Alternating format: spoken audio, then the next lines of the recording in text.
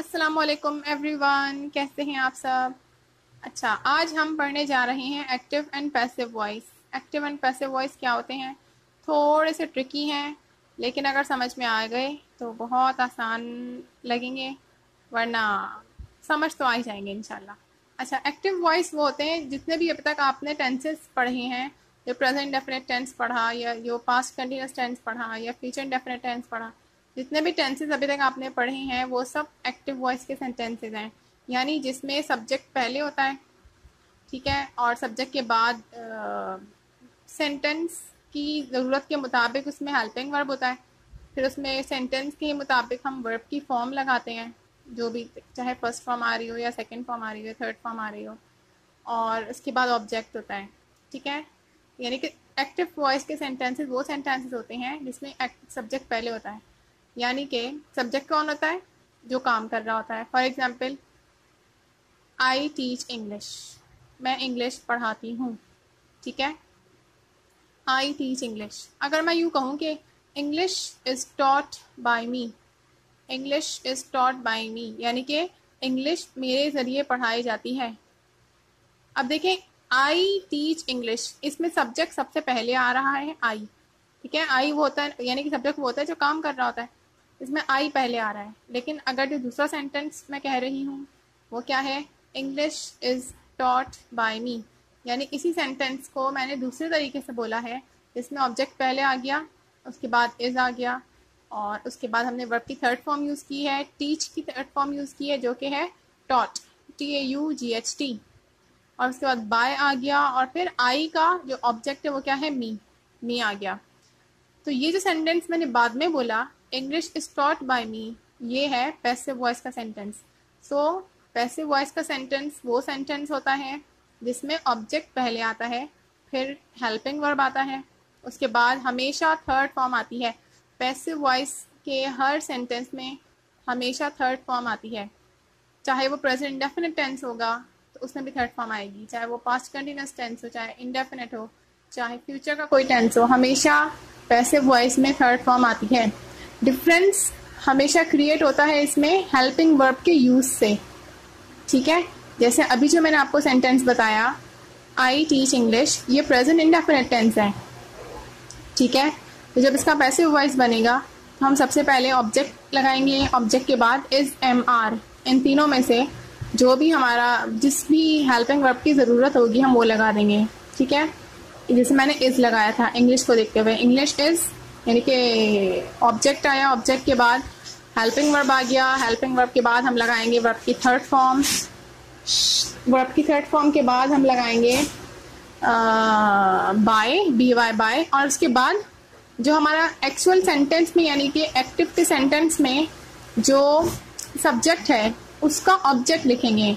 यानी कि इस सेंटेंस में हम आई को, आई नहीं रहने देंगे, आई को क्या कर देंगे, ऑब्जेक्ट कर देंगे, यानी कि मी कहेंगे। इसी तरह शी का हर होता है ऑब्जेक्ट, इसी तरह ही का ऑब्जेक्ट हिम होता है, दे का ऑब्जेक्ट देम होता है, वी का ऑब्जेक्ट हर, वी का ऑब्जेक्ट होता है अस। ठीक है, यू का ऑब्जेक्ट होता है यू। ठीक है, तो ये है एक्टिव एंड पैसिव वॉइस। अब चलें, जो हमारे पास ये लेक्चर मौजूद है, हम इसके जरिए से एक्टिव एंड पैसिव को समझने की कोशिश करते हैं। When we talk we need two types of voices, active and passive. जब हम बात करते हैं, जब हम इंग्लिश में बात करते हैं तो हम दो तरह से बात करते हैं, एक तो होता है एक्टिव और एक होता है passive. Giving importance to doer and receiver, we should choose our voice active और पैसिव। अगर हमें ये डिपेंड करता है कि हम डूअर को इम्पोर्टेंस देना चाहते हैं तो हम एक्टिव वॉइस यूज़ करते हैं, अगर हम रिसीवर को इम्पोर्टेंस देना चाहते हैं तो हम पैसिव वॉइस यूज़ करते हैं। ठीक है, जैसे मैंने अभी आपको बताया कि जो सब्जेक्ट होता है वो डूअर ऑफ द एक्शन होता है, यानी जो आपके सेंटेंस में जो भी शख्स काम कर रहा है वो सब्जेक्ट कहलाएगा या डूअर कहलाएगा। तो और जिसके साथ या जिसके ज़रिए वो एक्शन परफॉर्म किया जा रहा है, यानी कि ऑब्जेक्ट के ज़रिए, तो ऑब्जेक्ट रिसीवर होगा। फॉर एग्जाम्पल, मैंने क्या कहा था अभी, आई टीच इंग्लिश, मैं इंग्लिश पढ़ाती हूँ, इसमें ऑब्जेक्ट क्या था, इंग्लिश था। ठीक है, तो मैंने इसीलिए इसको एक्टिव बनाने, पैसिव बनाने के लिए मैंने इंग्लिश पहले यूज़ कर लिया था।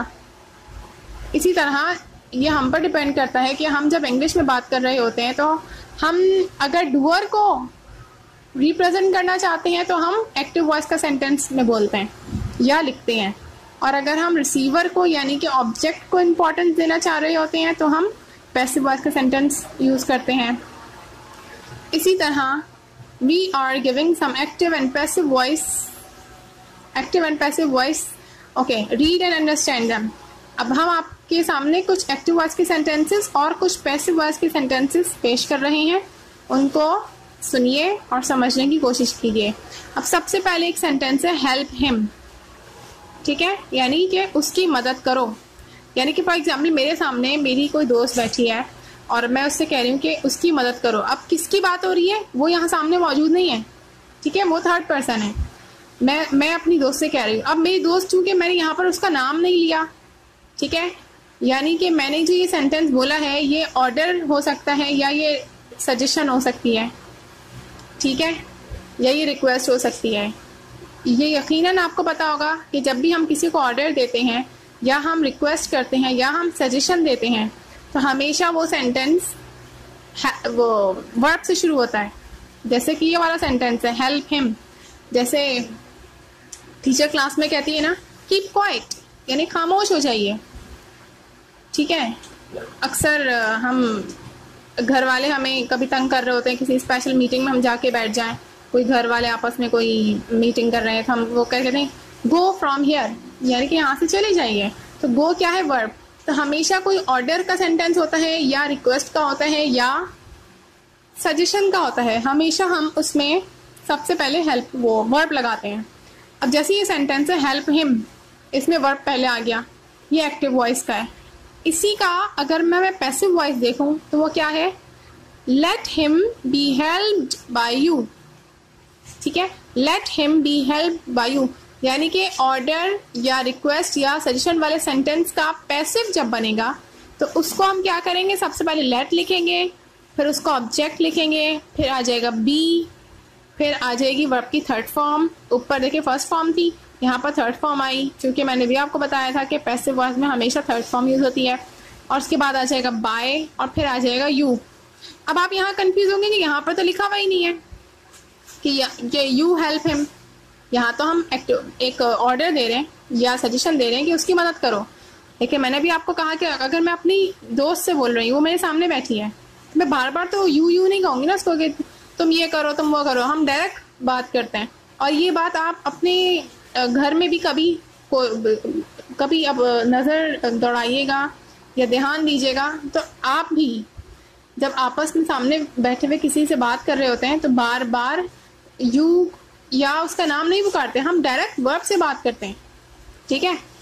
तो जब भी कोई ऑर्डर सजेशन या रिक्वेस्ट वाला सेंटेंस जो कि एक्टिव वॉइस का है उसका पैसिव बनेगा तो हमेशा लेट से बनेगा, यानी कि लेट के बाद उस सेंटेंस में जो भी ऊपर वाले सेंटेंस में जो भी ऑब्जेक्ट है हम उसको लेट के बाद ऑब्जेक्ट, ऑब्जेक्ट के बाद बी के बाद वर्ब की थर्ड फॉर्म के बाद बाय और फिर आ जाएगा यू, ठीक है।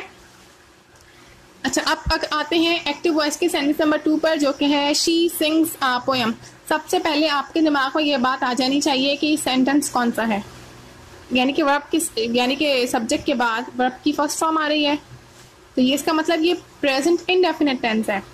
तो प्रेजेंट इंडेफिनिट टेंस में इसके जब हम पैसिव बनाएंगे तो वो कैसे बनेगा, वो समझने से पहले हम इस सेंटेंस को तोड़ते हैं 3 हिस्सों में।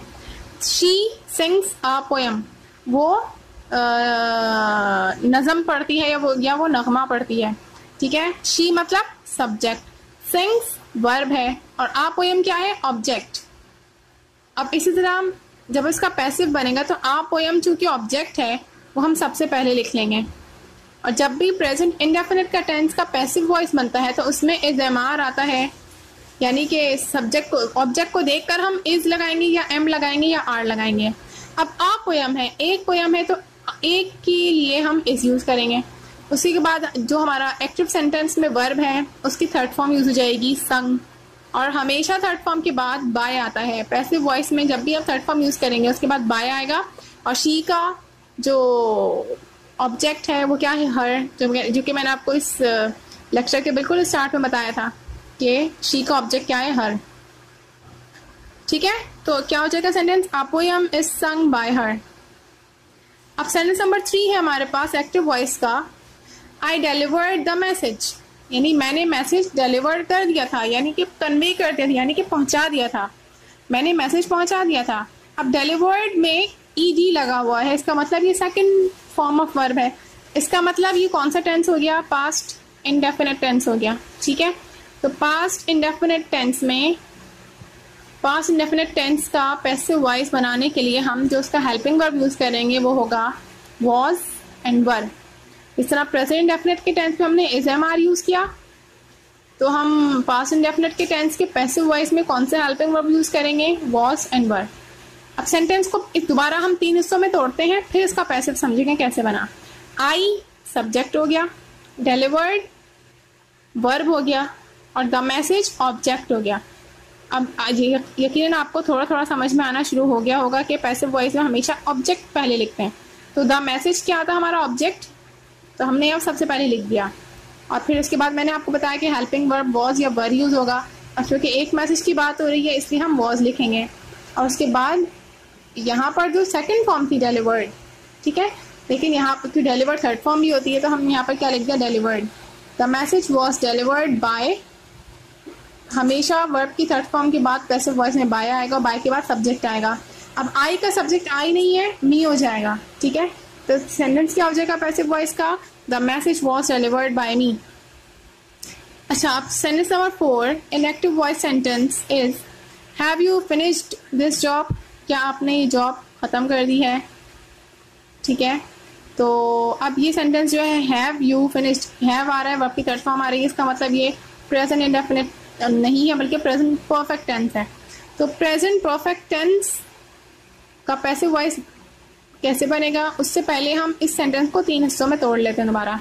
हैव जो है वो क्या है, हेल्पिंग वर्ब है इसका, यू सब्जेक्ट है, फिनिश्ड वर्ब की थर्ड फॉर्म है, दिस जॉब जो है वो ऑब्जेक्ट है, यानी कि यू जो है इसका क्या है, सब्जेक्ट है, दिस जॉब ऑब्जेक्ट है। अब चूंकि ये सेंटेंस चूंकि ये क्वेश्चन है यानी कि सवालिया जुमला है, तो कैसे बनेगा, अब दिस जॉब जो है ना वो सिंगुलर है, ऑब्जेक्ट है लेकिन सिंगुलर ऑब्जेक्ट है।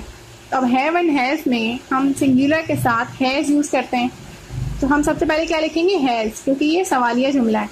हैज के बाद हमने इसमें लगा दिया दिस जॉब यानी कि इसका ऑब्जेक्ट। ठीक है, और उसके बाद लगा दिया बीन, पैसिव वॉइस, क्योंकि प्रेजेंट परफेक्ट का पैसिव वॉइस है इसलिए यहाँ पर बीन लाजमी लगेगा। Has this job been, verb की third form finished by you. ठीक है, has this job been finished by you. ठीक है, ये है पैसिव वॉइस। उम्मीद है कि आपको समझ आ गया होगा। अल्तमास से दुआ, अल्लाह हाफ़िज़।